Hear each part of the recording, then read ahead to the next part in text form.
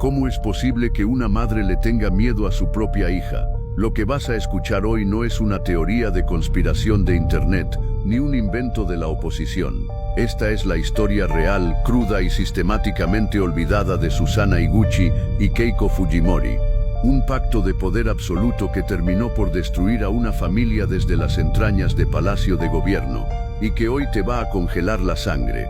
Porque para entender cómo actúan los políticos hoy en día, primero tienes que saber de qué fueron capaces de hacerle a su propia sangre con tal de no soltar el poder. Retrocedamos a inicios de los años 90. Susana Higuchi era la primera dama del Perú, pero cometió el peor error que alguien podía cometer en ese régimen: tener dignidad. Susana alzó la voz y denunció públicamente la corrupción en el entorno de su esposo, Alberto Fujimori, señalando específicamente el desvío de ropa usada donada desde Japón. La respuesta del aparato de poder fue inmediata, fría y desalmada.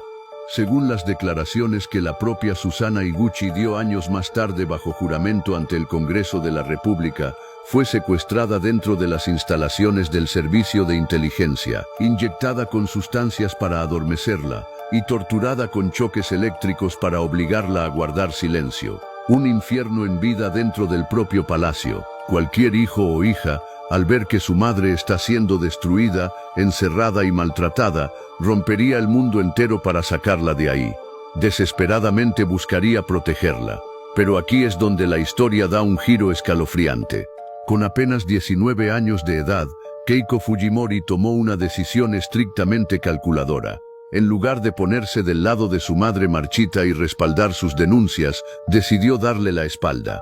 Keiko aceptó el puesto que el régimen le había arrebatado a Susana Higuchi y se convirtió, con una sonrisa, en la primera dama más joven de la historia del Perú, caminando del brazo del hombre al que su propia madre acusaba de tortura. El Palacio de Gobierno se convirtió en el escenario de una traición familiar sin precedentes.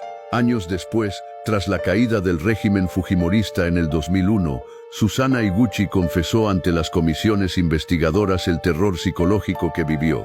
Llegó a declarar ante las cámaras y las autoridades que su propia hija, Keiko Fujimori, tenía una mirada fría, una actitud controladora y que le tenía un miedo profundo a lo que ella y su entorno eran capaces de hacer por mantener el control político del país.